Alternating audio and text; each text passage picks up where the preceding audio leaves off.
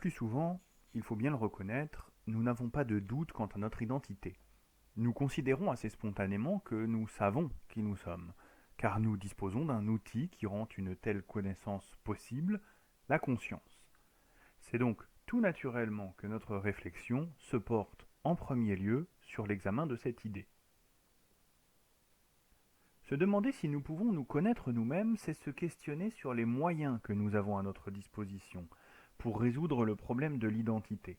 Problème que formule la question « Qui suis-je » Les deux questions sont intimement liées. Je ne peux donner de réponse à la première, qui suis-je, que dans la mesure où je suis capable de mobiliser les moyens appropriés pour l'étudier.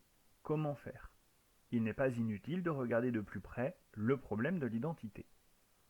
Ce problème est en vérité la conjugaison de deux difficultés distinctes. En premier se pose la question de savoir ce qui assure la permanence de notre être. De notre naissance à notre mort, nous changeons constamment, physiquement et psychologiquement. Et pourtant, nous avons le sentiment de rester la même personne. Le bébé qui a commencé à marcher, l'enfant qui a fait sa rentrée en maternelle, l'adolescent qui a souffert de son premier chagrin d'amour, le jeune homme qui a passé son permis, le jeune parent inexpérimenté, la personne qui prend sa retraite, ne sont pas six personnes différentes, mais six facettes d'une même personne.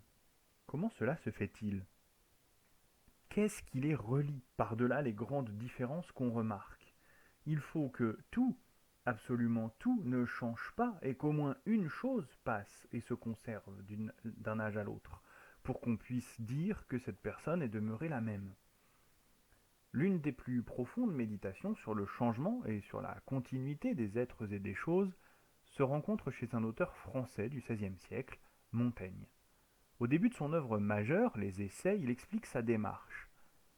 C'est ici un livre de bonne foi, lecteur. Il t'avertit dès l'entrée que je ne m'y suis proposé aucune fin que domestique et privée. Je n'y ai nulle considération de ton service ni de ma gloire. Mes forces ne sont pas capables d'un tel dessein. Je l'ai voué à la commodité particulière de mes parents et amis, à ce que, m'ayant perdu, ce qu'ils ont à faire bientôt, ils y puissent retrouver aucun trait de mes conditions et humeurs, et que par ce moyen, ils nourrissent, plus altière et plus vive, la connaissance qu'ils ont eue de moi. Si c'eût été pour rechercher la faveur du monde, je me fusse mieux paré, et me présenterais en une marche étudiée. Je veux qu'on m'y voie en ma façon simple, naturelle et ordinaire, sans contention et artifice, car c'est moi que je peins. Mes défauts s'y liront au vif, et ma forme naïve, autant que la révérence publique me l'a permis. Que si j'eusse été entre ces nations qu'on dit vivre encore sous la douce liberté des premières lois de nature, je t'assure que je m'y fusse très volontiers peint tout entier et tout nu. Ainsi, lecteur, je suis moi-même la matière de mon livre, ce n'est pas raison que tu emploies ton loisir en un sujet si frivole et si vain. Michel de Montaigne, Essais, livre 1, adresse au lecteur. Les essais sont, si on en croit ce texte, tout entiers écrits pour répondre à la question « Qui est Montaigne ?» D'une certaine manière, cet extrait démontre que Montaigne répondrait affirmativement à la question « Peut-on se connaître soi-même ?» La preuve en est que les essais sont le compte-rendu très complet de cette tentative. Montaigne a essayé, et voici le résultat. Pourtant, en d'autres passages de son œuvre, Montaigne fait entendre une autre réponse. Ce n'est pas seulement le vent des événements qui m'agite selon sa direction. Je m'agite et me trouble moi-même aussi du fait de l'instabilité de ma situation. Et celui qui s'observe ne se trouve guère deux fois dans le même état.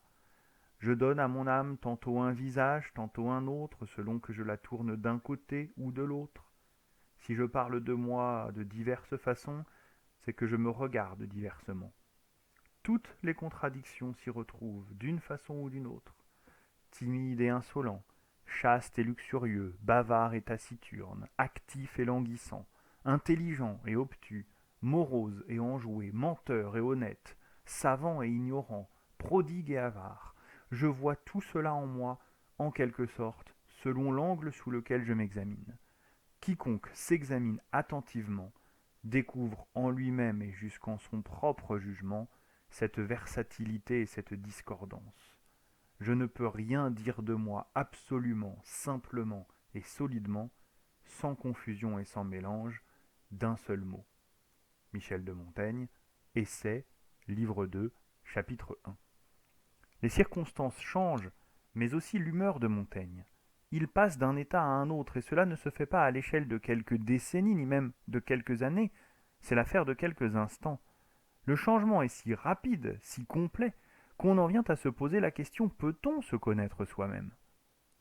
Mais le problème de l'identité se double d'une seconde question, non plus celle de la permanence, mais celle de la singularité de notre être. Qui suis-je? Cela veut dire aussi: qu'est-ce qui fait que je ne me confonds pas avec les autres individus? De quelle façon est-ce que je me distingue d'eux? Qu'est-ce qui me caractérise? Et on retrouve cette deuxième dimension du problème chez Montaigne aussi bien que la première. Dans l'adresse au lecteur, quand il déclare qu'il écrit ce livre pour laisser à ses proches un témoignage de l'homme qu'il était, c'est bien Michel de Montaigne en tant qu'être singulier qui cherche à conserver la trace de ce qu'il fut. Et quand, au chapitre 12, il dresse la liste de toutes les choses contradictoires qu'on pourrait dire de lui, la question qu'il se pose est la suivante. Comment, avec toutes ces images si diverses de lui-même, pourrait-il réussir à composer un portrait unique de lui-même? Un portrait qui nous dirait en fin de compte qui est Montaigne par rapport à tous ceux à qui il arrive aussi d'être bavards, intelligents, moroses, honnêtes ou avares. À présent que nous cernons mieux le problème de notre identité, nous pouvons plus clairement nous interroger sur la possibilité d'une connaissance de soi. Nous pouvons passer de qui suis-je à peut-on se connaître? La principale raison qui pourrait nous pousser à répondre que nous sommes capables de nous connaître est que nous disposons d'une conscience réfléchie et que grâce à celle-ci, nous ne traversons pas notre vie de manière inconsciente. Au contraire, nous vivons des choses et nous savons que nous les vivons. Et même, nous savons que c'est nous qui les vivons, qu'elles nous concernent intimement. En ce sens, la conscience n'est pas que la partie de notre esprit qui nous permet de dire qu'il se passe quelque chose. Si tel était le cas, elle ferait de nous un simple spectateur. Mais il y a plus. La conscience fait de nous un sujet, capable de rapporter à lui-même les choses qui arrivent. Il ne se contente pas de dire sur le mode du constat « il se passe ceci ». Il affirme que c'est à lui et pour lui que ces choses se produisent. C'est moi qui éprouve de l'affection pour cette personne. C'est moi qui est trop chaud. C'est moi qui parle en ce moment. C'est moi qui ai écrit ceci au tableau. On voit alors s'esquisser une première réponse possible à la question « Qui suis-je » ? Je suis celui qui est au centre de toutes ces expériences. Je suis l'ensemble de ces émotions, pensées, paroles et actions, dont je sais, par ma conscience, que je suis le sujet. Revenons à ce propos à l'expérience de Montaigne. Si je parle de moi de diverses façons, c'est que je me regarde diversement. Toutes les contradictions s'y retrouvent d'une façon ou d'une autre, timide et insolent, chaste et luxurieux, bavard et taciturne, actif et languissant, intelligent et obtus, morose et enjoué, menteur et honnête, savant et ignorant, prodigue et avare, je vois tout cela en moi, en quelque sorte selon l'angle sous lequel je m'examine. On pourrait être tenté de conclure des contradictions qu'il accumule qu'il ne sait même plus qui il est. Mais il en sait beaucoup sur lui. Il sait qu'il lui est arrivé d'être timide, et aussi qu'il lui est arrivé d'être insolent. Ce sont deux attitudes contraires qu'il n'a pas observées chez des personnes différentes, mais toutes les deux en lui-même. Sa conscience lui dit « c'est moi qui suis insolent en ce moment ». Et c'est moi aussi qui suis timide à cet autre moment. Ces deux attitudes se retrouvent en un même sujet. On constate donc que la conscience remet de l'unité au cœur de la diversité des expériences, en les imputant à un même sujet. Cela nous autorise à répondre à l'affirmative, par l'affirmative à la question posée, peut-on se connaître soi-même? On doit même signaler que la conscience ne fait pas que révéler notre identité, elle la produit.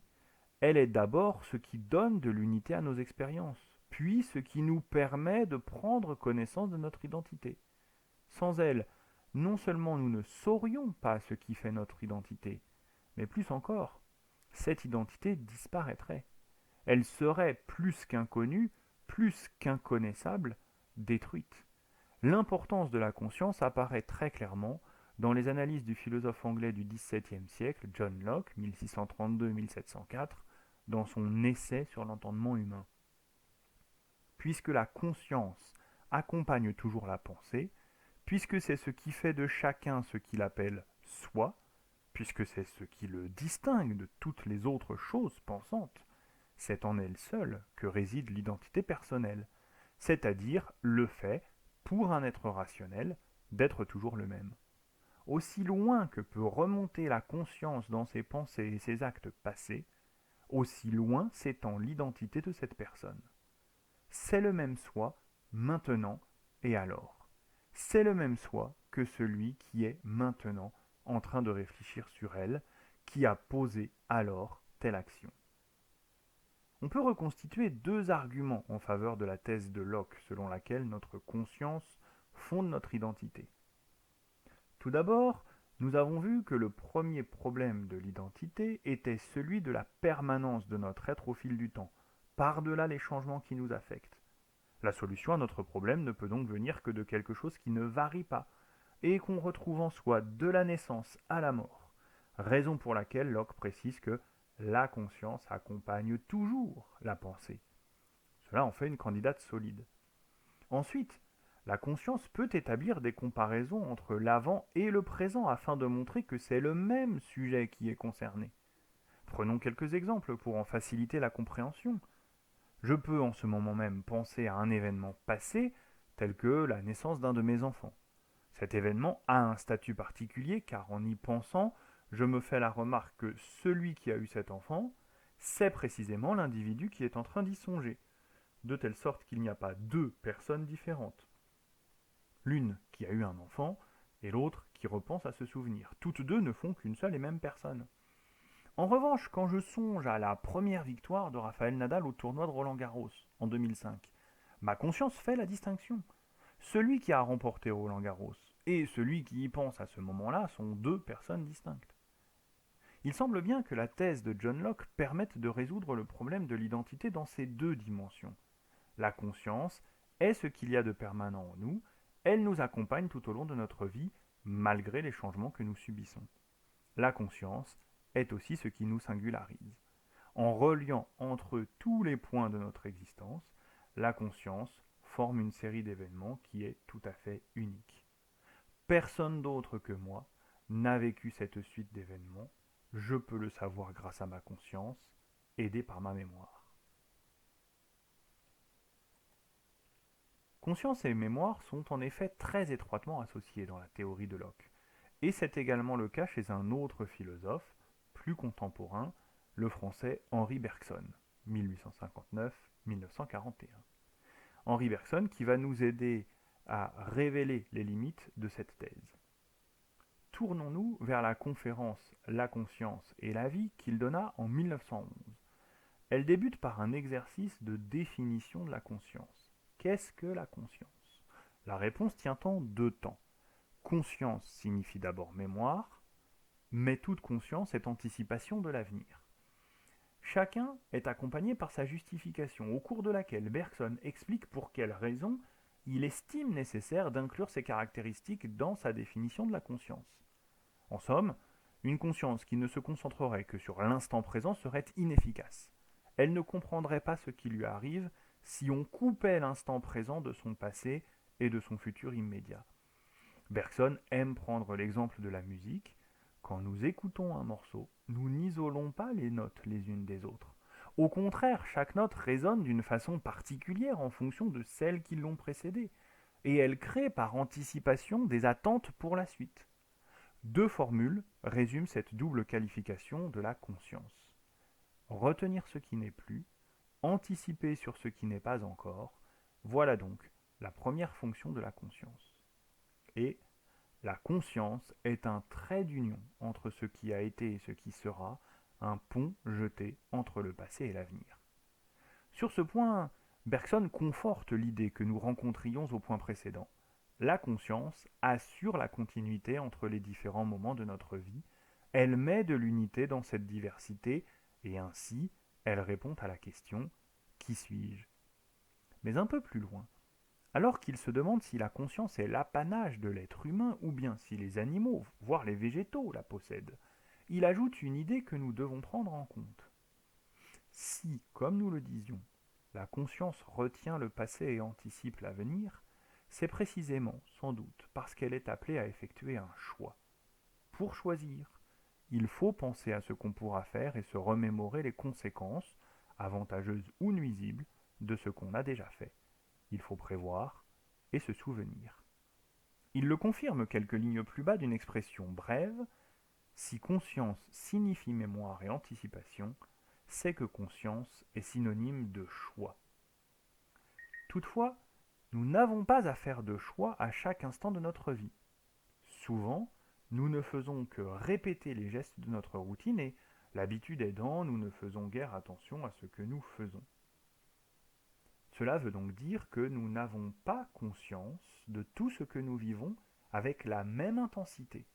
Notre conscience varie du plus bas, l'automatisme, au plus haut, l'extrême vigilance. Qu'arrive-t-il quand une de nos actions cesse d'être spontanée pour devenir automatique? La conscience s'en retire. Quels sont d'autre part les moments où notre conscience atteint le plus de vivacité? Ne sont-ce pas les moments de crise intérieure, où nous hésitons entre deux partis à prendre, où nous sentons que notre avenir sera ce que nous l'aurons fait, écrit Bergson. Si la conscience se retire, elle n'enregistre plus notre vécu, et nous ne pouvons plus compter sur elle pour garantir la continuité, donc l'identité de notre être à travers le temps. On en vient donc à s'interroger sur la fiabilité de la conscience, autrement dit sur la qualité de l'outil essentiel à notre introspection. Peut-être nous donne-t-elle de fausses informations, peut-être passe-t-elle à côté d'informations capitales pour la connaissance de soi. À la faveur de cette première étape de notre réflexion, nous avons appris qu'il existait, dans notre esprit, une faculté possédant la capacité de nous révéler qui nous sommes, la conscience. Associée à la mémoire, elle relie les différents moments de notre vie et fait de nous le sujet auquel on peut attribuer une multitude d'actions, de paroles et de pensées. Toutefois, cette capacité ne suffit pas à démontrer que nous pouvons nous connaître nous-mêmes. Il est en effet nécessaire d'identifier tout ce qui pourrait contrarier le travail de la conscience. Si de tels obstacles existent et sont assez conséquents, ils pourraient faire que, en fin de compte, nous ne puissions plus prétendre nous connaître.